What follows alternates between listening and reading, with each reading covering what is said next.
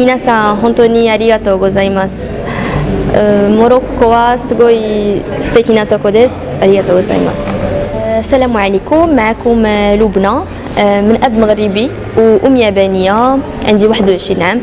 تزاديت في اليابان وكبرت في المغرب، يعني تزاديت في الجابون ومن بعد جينا المغرب وكبرت في المغرب، استقريت في المغرب، قريت في المغرب. ومن بعد ما خديت الباك ديالي قريت في اون ايكول دو. انا كنهضر 4 ديال اللغات الدارجه، العربيه، فرونسي، اونغلي واليابانيه، وكنتعلم لغه خامسه دابا.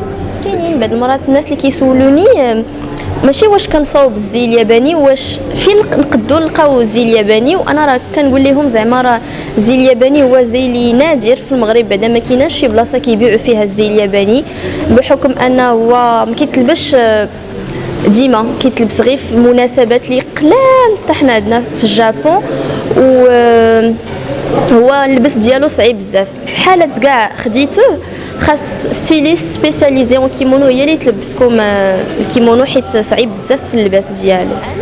انا عزيز عليا الطبخ المغربي اكثر، عزيز عليا الطبخ المغربي بزاف. انا كيعجبني الخبز ونغمس شي حاجه. انا بزاف عزيز عليا الطبخ المغربي، بالاخص الدجاج محمر والرفيسه وبسطيله ديال الحوت، اعزهم عندي. لا كنطيبوا الطبخ المغربي والطبخ الياباني. ماما تبارك الله كتعرف تصاوب الطبخ الياباني والطبخ المغربي، وانا صراحه كنصاوب زعما شويه الطبخ المغربي، يعني في الدار عندنا نص نص كناكلوا كل شيء الحمد لله.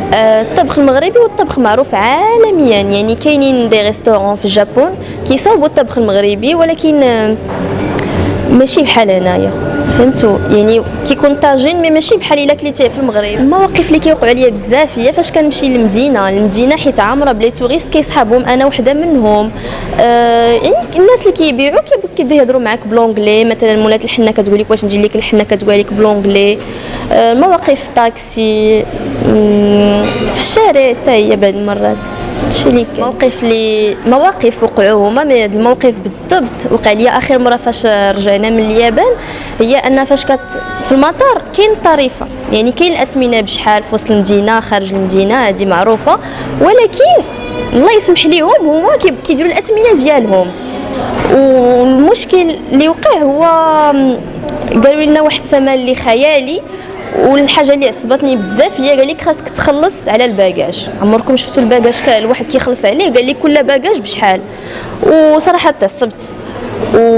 وحنا اش درنا؟ خرجنا من المطار وجينا طاكسي من قدام المطار، حيت تماك خدينا طاكسي عادي. هذا هو الموقف اللي بقى ليا في عقلي بزاف. ما غاديش نقول حتى لي، ما غير في وسط المدينه، وكانت شي واش ما عقلتش واش 350 400 درهم بزاف ما يمكن. بغيت نشكر اي واحد سال هذا الفيديو حتى الاخر، وبغيت نشكر مراكش بوست على الاستضافه ديالهم ليا. شكرا.